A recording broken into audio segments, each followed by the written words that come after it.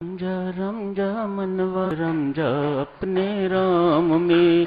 रम जा मनवा। ओ रम जा मनवा रम जा अपने राम में। रम जा ओ रम जा मनवा रम जा अपने राम में। रम जा रम जा मनवा रम जा अपने राम में। रम जा ओ रम जा मनवा रम जा अपने राम में। रम जा मनवा ओ रम जा मनवा रम जा अपने राम में। रम जा मनवा ओ रम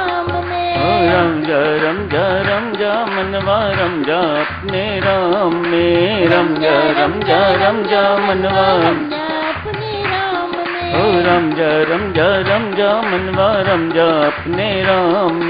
रम जा मनवा रम जा अपने ओ रम जा मनवा रम जा अपने राम में। रम जा मनवा रम जा अपने ओ रम जा मनवा रम जा अपने राम में। रम जा मनवा रम जा अपने ओ रम जा मनवा रम जा अपने राम में। रम जा मनवा रम जा अपने ओ रम जा मनवा रम जा अपने राम में। रम जा मनवा रम जा अपने ओ रम जा मनवा रम जा अपने राम में। रम जा मनवा रम जा अपने रम जा मनवा रम जा अपने राम में। पूज्यपाद स्वामी जी महाराज ने आज साधु मन को प्रबोधन का प्रसंग समाप्त कर दिया है। मन को साधु कोई बकरा कहता है, कोई घोड़ा कहता है, कोई दर्पण कहता है, कोई छुरा कहता है। ये है क्या मन? आज थोड़ी चर्चा यहीं से शुरू कर लेते हैं, जारी रहेगी आगामी दिनों में ये चर्चा। उपनिषदों में वर्णन आता है, शरीर को रथ कहा जाता है। जीवात्मा उस रथ के रथी हैं, सवार करने वाले, सवारी करने वाले।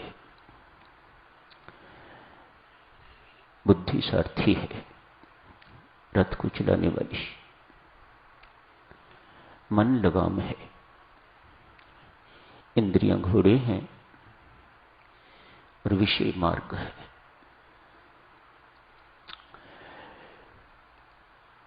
अर्जुन के रथ के सारथी भगवान श्री कृष्ण थे। अर्जुन तो रथी थे, उस पर सवार गीताचार्य भगवान श्री कृष्ण स्वयं सारथी थे। मानो जो हमारे रथ का संचालक है उसे बुद्धि ये कहा जाता है। वे भगवान श्री कृष्ण भगवान होने चाहिए। मन को लगाम कहा जाता है। ढीली हुई तो घोड़े मुंह जोर हुए तो आपको किस गड्ढे में जाके गिरा देंगे कि कहीं कभी बाहर नहीं निकल सकोगे। मन की भूमिका कितनी महत्वपूर्ण है इस रथ के लिए, इस शरीर के लिए मन की भूमिका अति महत्वपूर्ण है। कस के लगाम रखेंगे तो घोड़ों पर नियंत्रण रहेगा, अन्यथा ये घोड़े क्या कर देंगे आप बहुत अच्छी तरह से परिचित हैं। ये घोड़े किसी को नहीं छोड़ते। पतन की ओर ले जाते हैं, गहरी खाई में जाके गिरा देते हैं, जहां से एक साधक कभी बाहर नहीं निकल पाता। संत महात्मा कहते हैं, साधक इस मन पर नियंत्रण करना, इस लगाम को कस के पकड़ के रखना, अपने वश में रखना ही सारी की सारी साधनाओं का लक्ष्य है।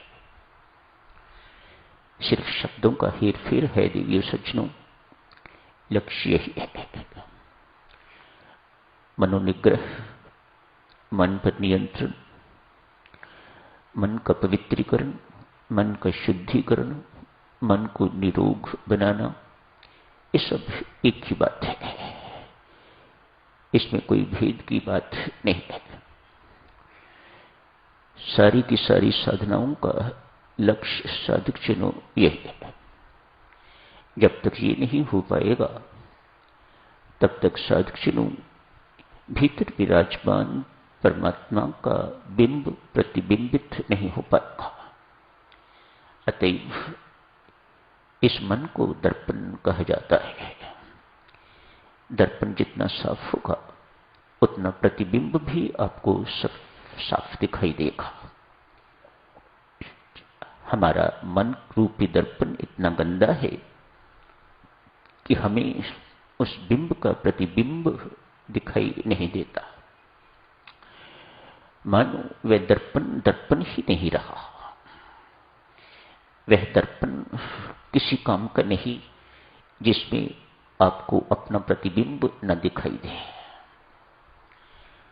हमने इस दर्पण को इतना मलिन कर रखा हुआ है, इतना गंदा कर रखा हुआ है, भीतर विराजमान परमात्मा जिन्हें बिंब कहा जाता है, उनका प्रतिबिंब मन रूपी दर्पण में दिखाई नहीं देता। एकता पहले भी आप जी की सेवा में एक उदाहरण दी गई थी। एक संत आज सत्संग में रुमाल लेके गए हैं और सभी से पूछते हैं ऐसे करके, बच्चों बताओ ये क्या है। सभी ने कहा गुरु महाराज रुमाल है, किस काम आता है। सभी ने बताया इस काम के लिए आता है, मुख साफ करना हो, हाथ साफ करने हो, पसीना आ गया है उसे साफ करना हो, कोई गंदगी है उसे साफ करने के लिए रुमाल का प्रयोग होता है। शाबाश, गुरु महाराज बहुत प्रसन्न, बहुत